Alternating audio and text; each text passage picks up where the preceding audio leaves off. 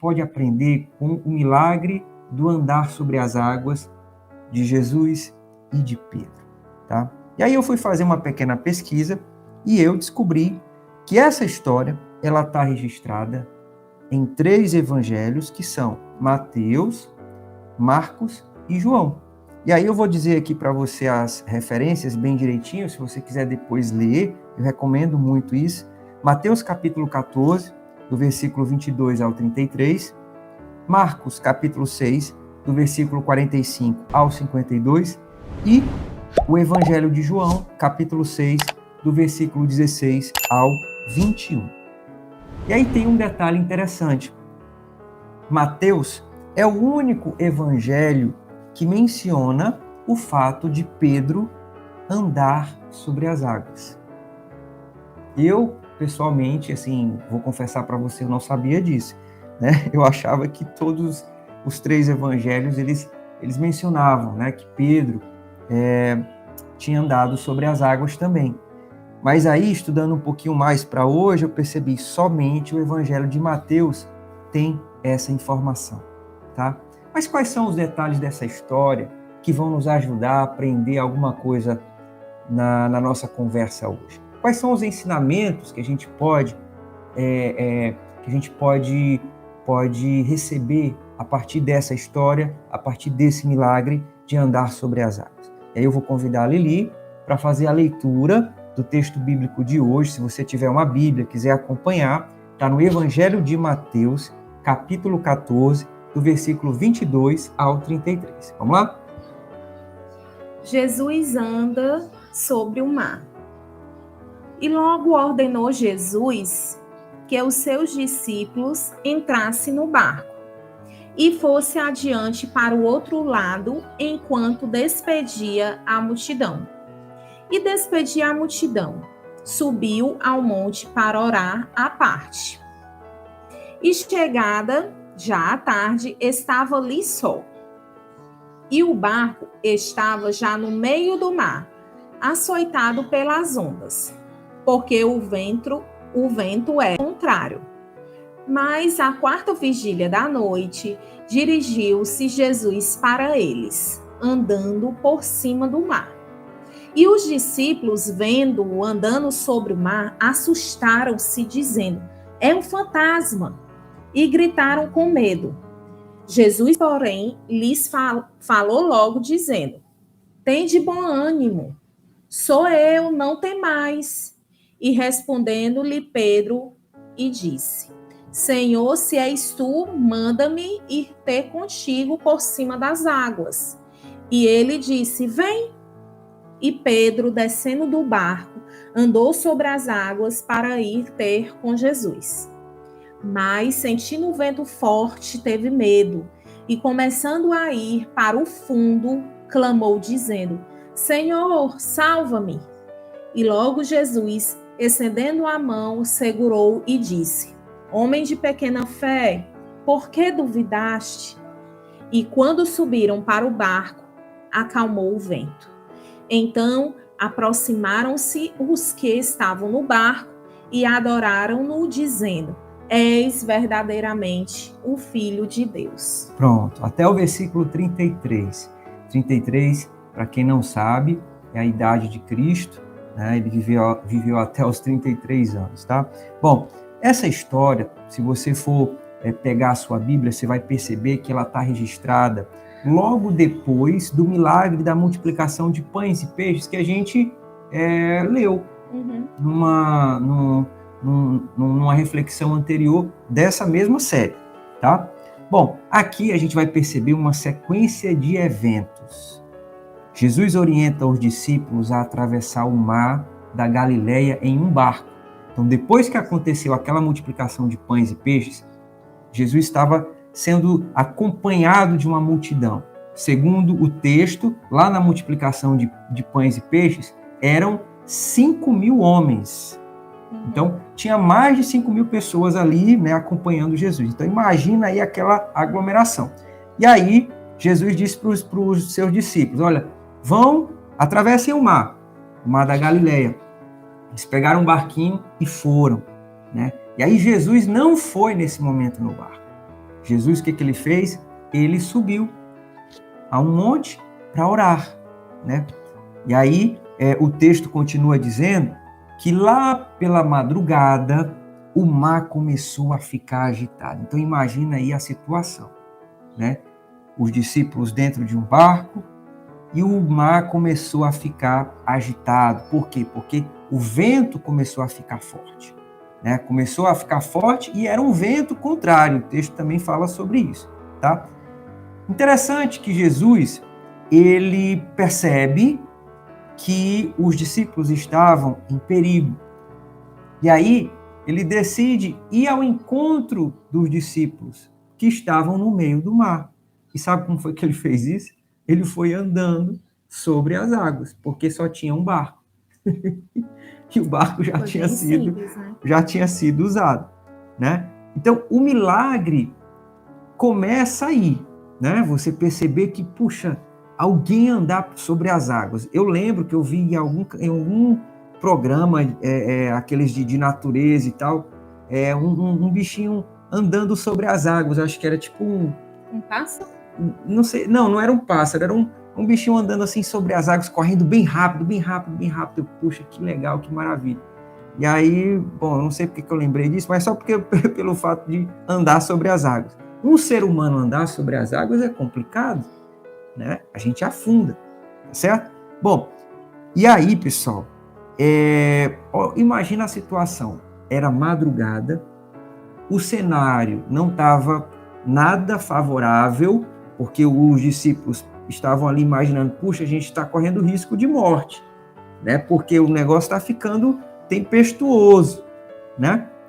E aí, gente, aparece alguém andando sobre as águas, no meio da noite. O texto está falando que era na terceira vigília da noite. Para quem não sabe, a terceira vigília da noite... Não era a quarta. A quarta vigília da noite, obrigado. Ali depois de 3 horas da madrugada, tá? Então, meu Deus, que situação. Bom, se eu visse alguém, eu tô num barco, desesperado, né? Ali com medo, e aí vem alguém andando sobre as águas. Qual seria a sua reação? Né? A reação natural é uma reação de espanto, né? Então a gente percebe isso no texto. Os discípulos ficaram aterrorizados. A palavra que tem no texto é essa, aterrorizados. É terror mesmo. Puxa, é um fantasma que está chegando, né? Que vai pegar a gente. Isso está no versículo 26. E aí Jesus acalma todo mundo, né? E diz, olha, eu sou Jesus, fiquem calmos, né? Não precisa ficar desesperado. E no Evangelho de Mateus, Pedro, ele faz um desafio a Jesus, para ter certeza que era Jesus, né? E aí o desafio foi o seguinte, se você está falando a verdade, deixa eu andar sobre as águas também, né? Então esse foi o desafio. E aí Pedro pula do barco e anda sobre as águas, sabe? Então assim, na Bíblia, eu não conheço, bom, vocês, meus amigos universitários aqui, teólogos também, ó, se quiserem ajudar, eu não sei de outra pessoa, além de Jesus, que andou sobre as águas, que esteja registrado na Bíblia, né? Para mim, ele é depois de Jesus, o único que fez isso, né? Coloca aqui, pessoal, a Rochelle, Jonas, se tem outra pessoa, eu não consigo lembrar. André também entrou. O André também está aí. Opa, André, boa noite. Então, pessoal, e aí, só que nesse momento, quando Pedro pula do barco e começa a andar sobre as águas, Pedro, ele passa a prestar atenção no vento forte que estava batendo, sabe? E é nesse momento que o texto fala que ele começa a afundar. E eu acho que há um grande ensino por trás dessa situação, por trás desse momento. A gente vai falar sobre isso daqui a pouco. Bom, o fato é que Pedro, ele, ao afundar, com medo, né, de morrer afogado, ele pede socorro. tá? Ele fala, me ajuda, me salva, me salva. E aí o que Jesus faz? Estende a sua mão, pega Pedro, leva até o barco, e quando eles entram no barco, o vento para. Sabe? Eu quero, assim, estimular você a depois ler essa história com bem calma, acompanhando passo a passo o que aconteceu. Porque esses passos, eles vão ajudar a gente a perceber muita coisa bacana para a nossa vida. Tá? Bom, o texto termina dizendo o seguinte: todos passaram a crer verdadeiramente em Jesus como Filho de Deus. Esse desfecho para mim também é bem importante e eu quero que você guarde ele, que está no versículo 33. A nossa ideia central hoje é perceber que estar com Jesus é suficiente para acalmar as situações difíceis na vida, sabe? Em Mateus e Marcos a gente percebe que a presença de Jesus no barco cessou o vento. Então, o vento parou. Aquele vento contrário, difícil, pronto. A presença de Jesus fez o vento cessar. No Evangelho de João, que é o terceiro evangelho que contém o registro desse milagre, a gente aprende que receber Jesus de bom grado permite-nos chegar no destino programado. Lá no Evangelho de João, quando você for ler a história lá, você vai perceber que eles conseguiram chegar no destino que eles tinham programado, porque eles receberam Jesus de bom grado. Então, cada evangelho vai trazer um ensino bacana para a gente, tá? Então, por favor, leia esses textos depois, a gente não vai ter muito tempo aqui, né? Muito bem. Então, resumindo, quais são os ensinos que a gente pode extrair dessa história que a gente acabou de ler? Primeiro, em geral, não cremos que Jesus é o Filho de Deus. Eu, pessoalmente, preciso confessar isso. Em muitas situações da minha vida, né? Assim, eu tenho essa... A gente não crê que Jesus é realmente o Filho de Deus. E o que eu quero dizer com isso? Ser realmente o Filho de Deus, né? Se você for lá no versículo 26, tem assim, ó: quando eles viram andando sobre o mar, eles ficaram aterrorizados e disseram: é um fantasma. E gritaram de medo. Então, gritaram de medo, era uma bagunça mesmo, né? Bom, e aí eu me vejo nessa situação e começo a confessar que a minha fé em Jesus, ela está muito misturada com coisas falsas. Tem muito misticismo, muito engano em nossa prática de fé. Então a gente precisa de uma fé genuína para enfrentar a vida como ela realmente é, tá? E aí eu vou pedir a Lili para ler Efésios 4:14, só um versículo bem rápido, que nos ajuda a perceber isso. 4:14. Um pouco. O propósito é que não sejamos mais como crianças, levados de um lado para o outro pelas ondas, nem jogados para cá e para lá por todo o vento de doutrina, e pela astúcia e esperteza de homens que induzem ao erro.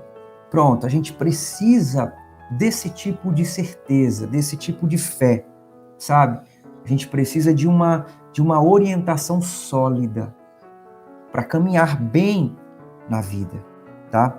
Bom, a vontade de Deus é que cresçamos, é que a nossa fé se desenvolva. A segunda lição que eu quero compartilhar com você: alerta, damos mais atenção ao vento forte do que a Jesus. Vamos prestar atenção no versículo 30. Mas quando reparou no vento, ficou com medo e começou a afundar. Gritou: Senhor, salva-me. Então, quando reparou no vento, quando deu mais atenção ao vento, puxa, uma coisa não muito legal aconteceu. Ele começou a afundar. Então, o vento forte, contrário, realmente impressiona, sabe? Realmente balança a gente, né? Pensa um pouquinho aí, em alguma situação que você vivenciou, passou na vida, experimentou, assim, que te mexeu, que te chacoalhou profundamente. Nesse período mesmo, né? O período de pandemia foi um período onde muita coisa aconteceu, difícil, e balançou muita gente. Pronto. O vento do texto simboliza esse tipo de experiência, tá? Então, quando o texto traz a simbologia do vento, eu quero que você mentalize situações complicadas, desafios profundos que você já experimentou na vida, tá? Bom,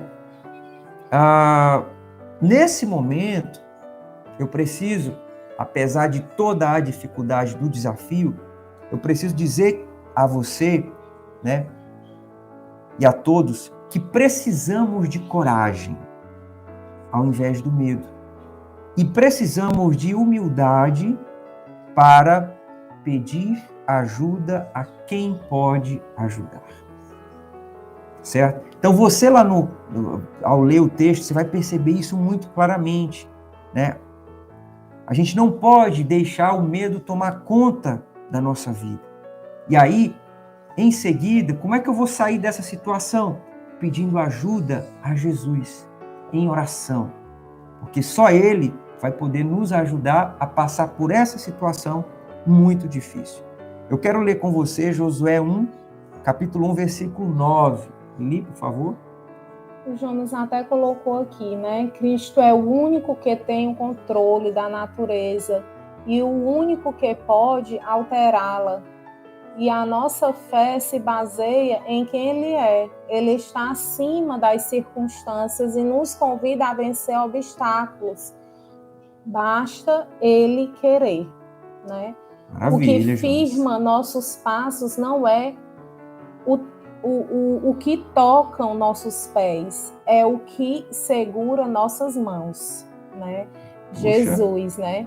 Não Maravilha. É aquele que toca nossos pés, é o que segura as nossas mãos. Muito bom, viu, Rô? Esse trocadilho, né, ficou bem bacana, ó. Pés e mãos, né? Então, esse joguinho de ideias aí ficou muito, muito legal, Shelly. Obrigado, viu? O Jonas também fez aí uma boa síntese, né? Do que a gente também está construindo aqui na nossa reflexão, falando aqui, né, do controle de Deus sobre a natureza.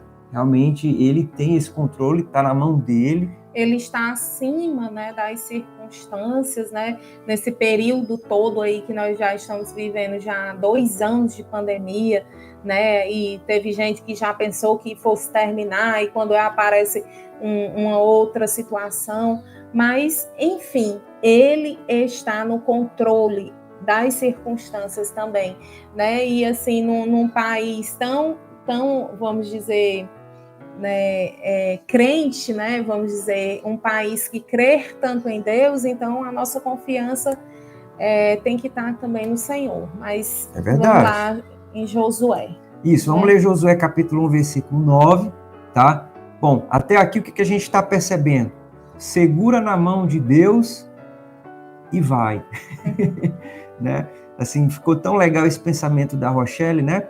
Então, às vezes a gente se impressiona com o que está debaixo do nosso pé, mas o que realmente vai nos ajudar a prosseguir é segurar na mão de Jesus.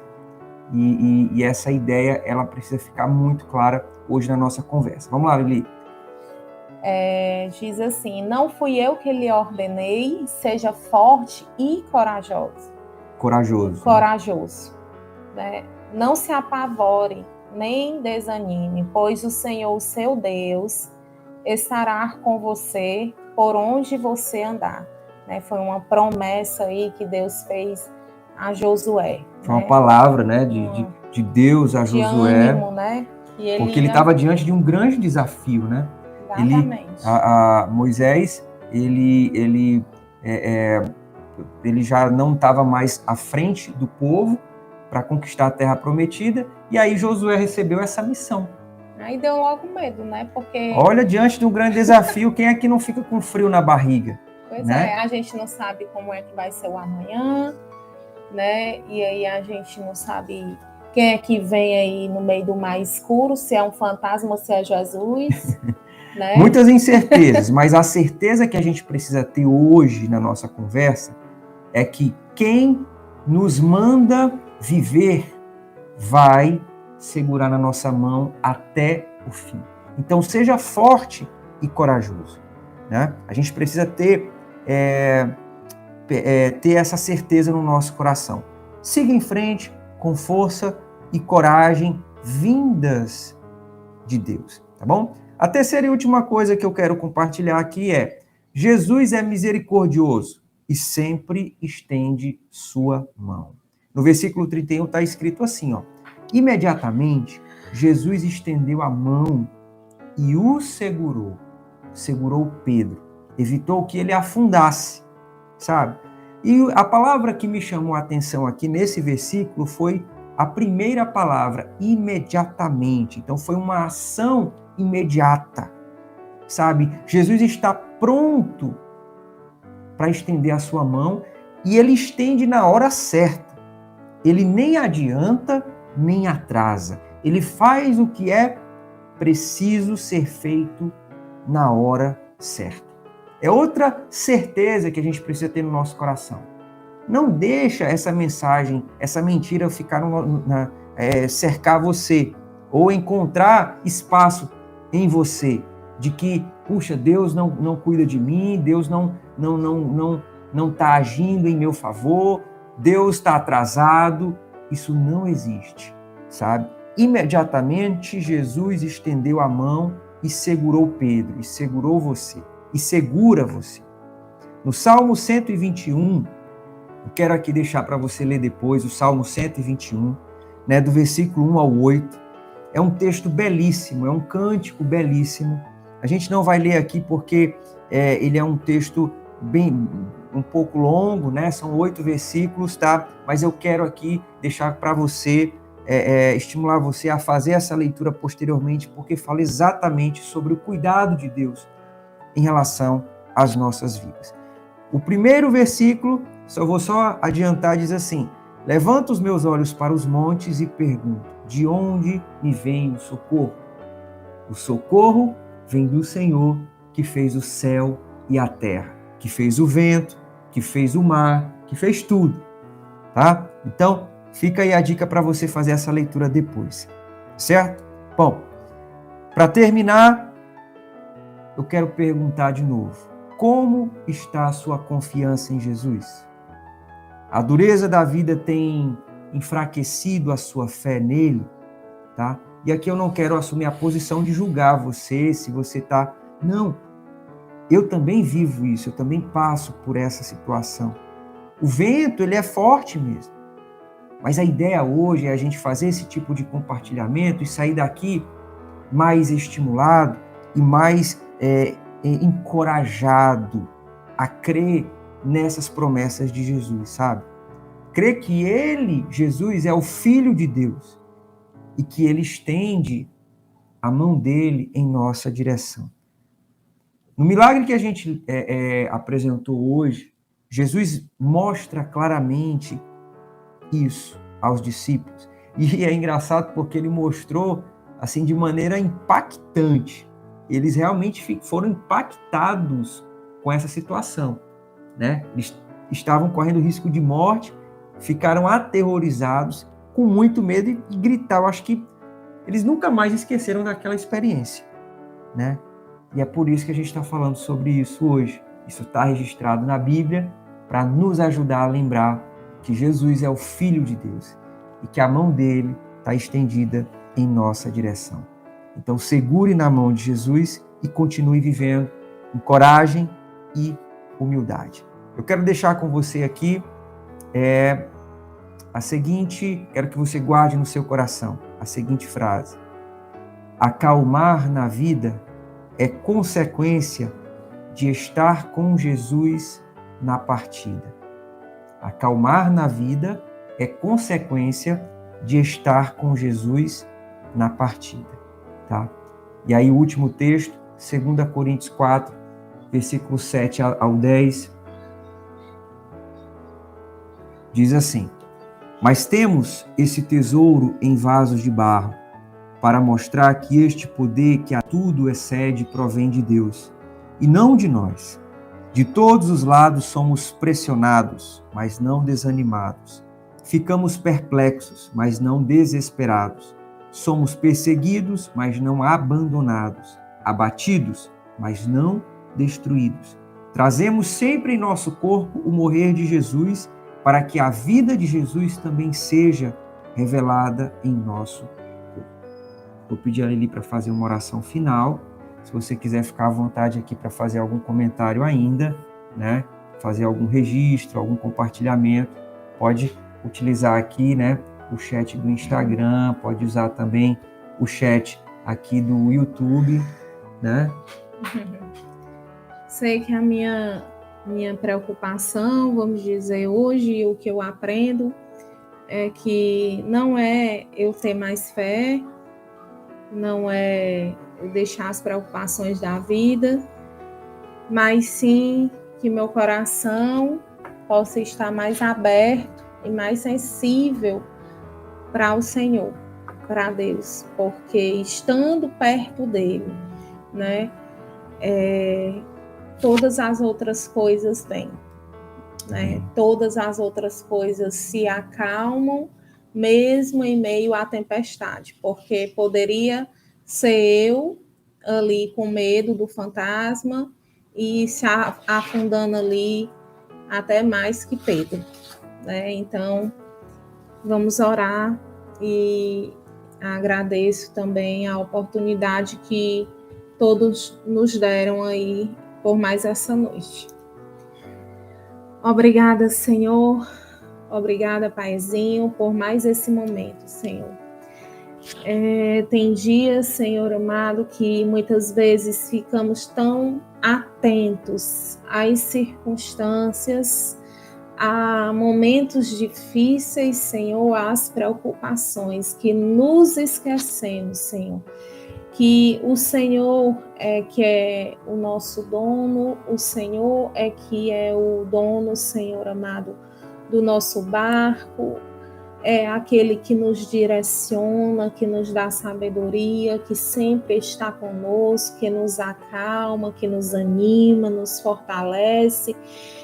Senhor, o Senhor nos ama, Senhor, de forma imerecida, incondicional, de forma graciosa, como ninguém nos ama, como ninguém nos amou, como, Senhor amado, a gente não consegue imaginar. E eu quero te agradecer, Senhor, porque Tu és, Senhor, o meu melhor amigo, Tu és, Senhor, o meu paizinho querido. E eu quero te louvar, porque eu estou te sentindo, Senhor, aqui. E eu quero, Senhor, te louvar por cada vida que está, Senhor, nos escutando. E que o Senhor possa também, Senhor, aquietar a alma que está aflita, aquietar o coração que está angustiado, muitas vezes sem respostas. Também eu, Senhor, tem muita coisa que eu te pergunto e que eu não tenho as respostas. Mas, Senhor, eu quero te agradecer, porque mesmo sem respostas, a Tua presença é que me faz dormir, a Tua presença acalma, Senhor, o meu coração. Muito obrigada, Senhor, por tudo aquilo que o Senhor já me dá no dia a dia, Senhor. O levantar, o deitar, Senhor, tudo aquilo que o Senhor já me entregou no dia de hoje e tudo aquilo que eu já pude fazer. Vem, Senhor, nos dar uma noite de paz e tranquila. Eu te louvo, eu te agradeço por tudo. Amém. Amém. Gente, muito obrigado pela participação de vocês. Né? Sejam sempre muito bem-vindos. A Denise também aqui chegou. Né? O Jonas colocou, podemos confiar quando ele nos chama. Tá? Então, assim, a gente conta com o apoio de vocês nesse movimento, toda quarta-feira às 20h30. Seja pelo Instagram da Liliane, seja pelo YouTube também, tá? Então, desejamos uma boa noite para todo mundo, tá? E até semana que vem, gente. Que Deus abençoe. Beijo, pessoal. Deus abençoe.